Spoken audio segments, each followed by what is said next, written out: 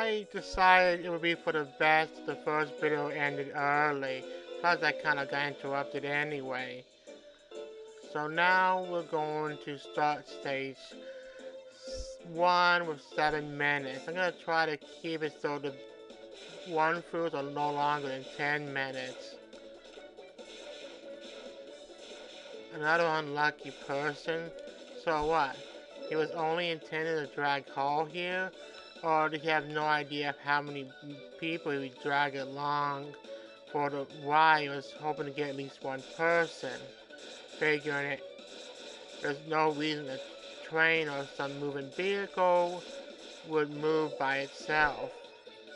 Yeah, that's a train. Was he targeting the train or was he targeting Hall herself?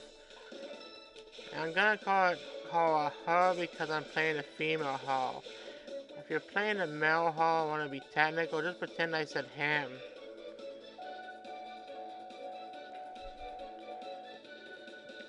Innocent blocks. Yeah, make me out to be a bully, why don't you?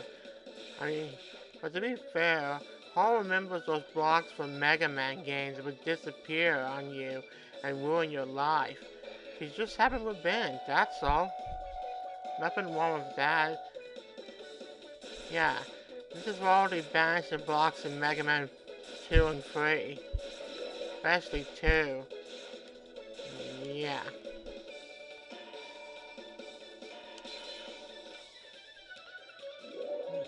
Now, one thing that should be noted is, first, the Rabbit Clan. Extremely vicious. Must not be getting enough carrots. The thing says to the next floor, or random messages. If you follow the message, you'll get a star. Get enough stars, and you can go into focus mode, from what I can tell. And maybe get better treasure, too.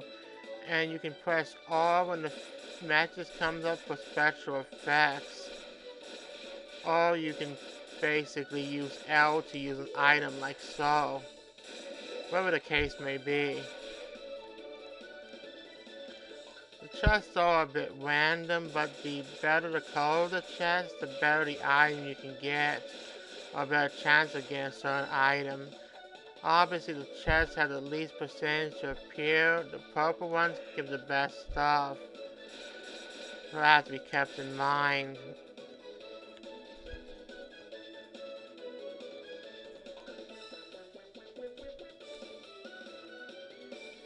Overall.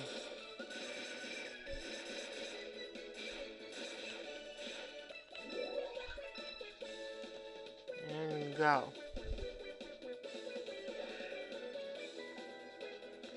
And now we got our first party member. Yeah, the time's still gonna tick down while he's talking. Just live with it. In other words, he's joined you on your quest. Quest you didn't realize you have. I hate when the screen does that sometimes. You see the joke a bit, but really not much else I can do.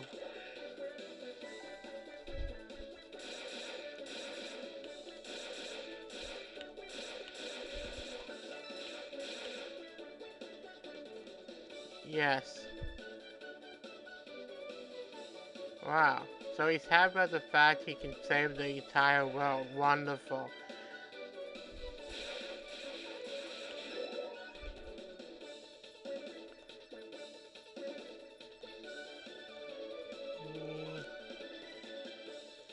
I think you should not worry about school right now because there's really no point to worry about it.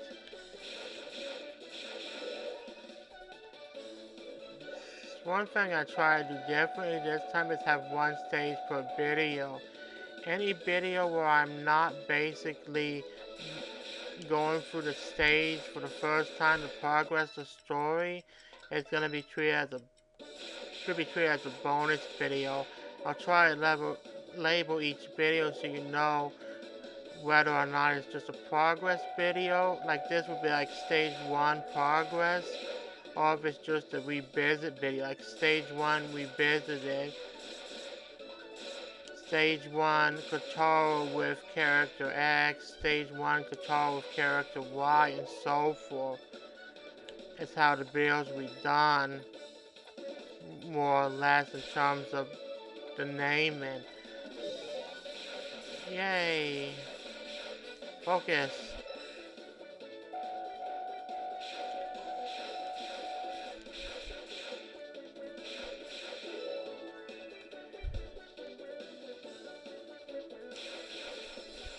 Focus can be great because basically you do a lot more damage and you smack stuff around.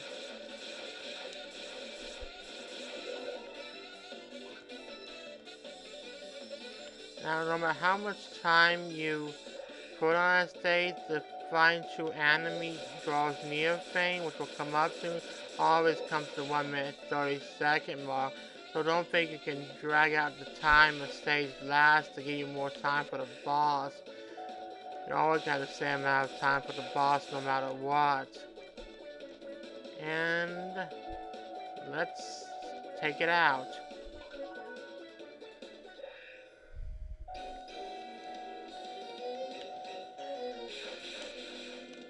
That thing right there.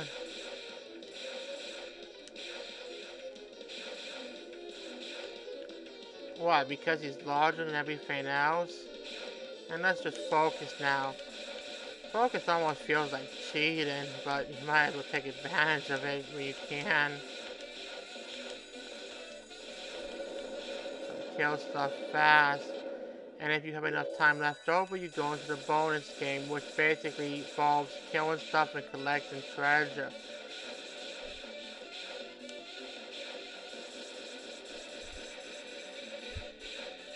Another reason I'm going to try to limit to 1 stage per video is because there is dialogue after you beat a boss.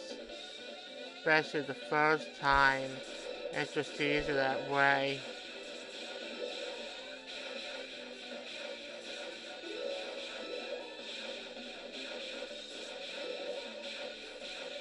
Now one thing I should know, if you press the X button, you'll use hold attack.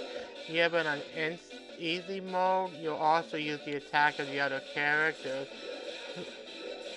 One member being on square and the other member being on triangle. Hold down the respective buttons and you can charge up and do a stronger attack with each member. I like to keep the X button on using all 3 members attack because honestly speaking, I'm just gonna press all the buttons anyway. It's just easier that way. And now you get treasure. No, you still get the treasure that you didn't lose as long as you... Basically, time runs out and you fail, you still keep the treasure you're holding on to. It's only the treasure that you dropped and weren't able to grab in time that you lose. So even if you fail a stage, there's still victory to be had. So don't worry. And we got stuff now.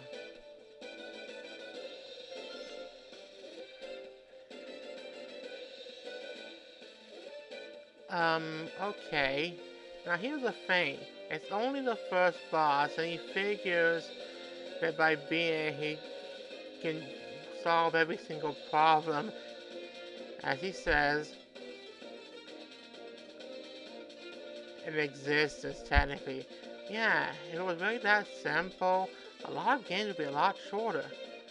Granted, in the case of some games, the first boss is the final boss, but usually you're fighting the first boss several times. So the first boss is like the first boss, the 5th boss, the 12th boss, the 20th boss, and the final boss, all at the same time.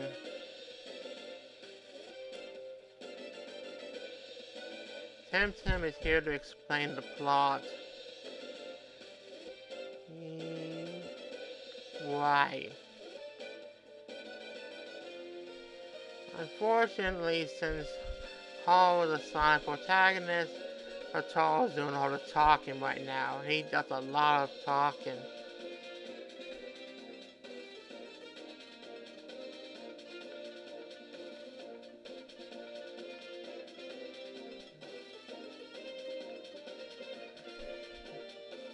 Is who?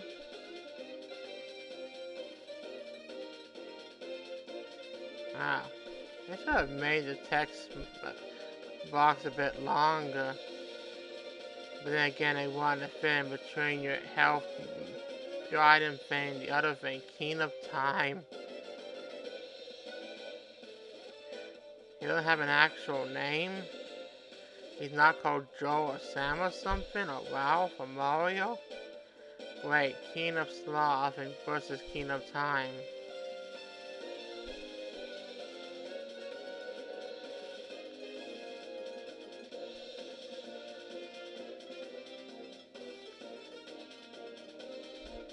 Wonderful.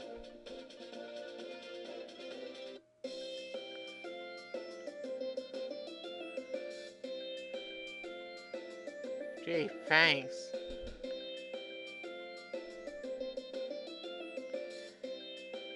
That's a good vote of confidence.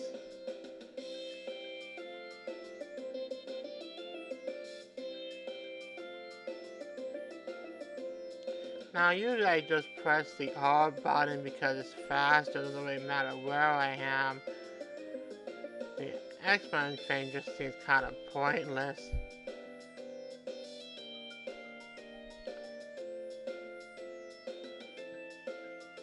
What now? Where are items?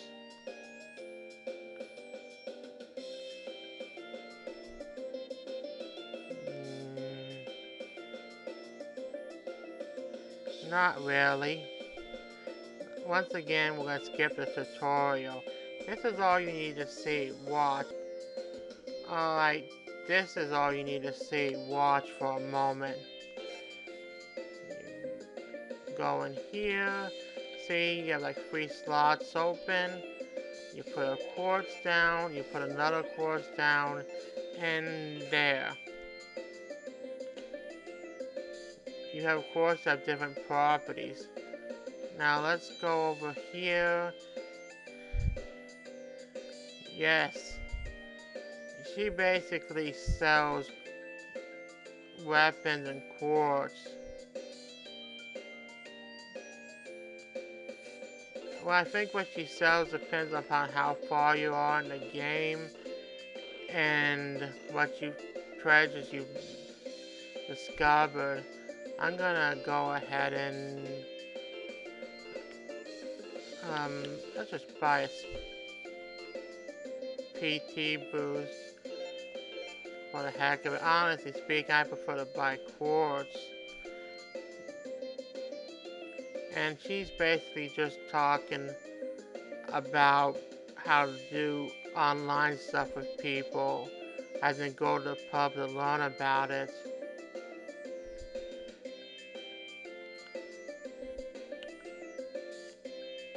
And this person likes to brag about magic quartz and so forth.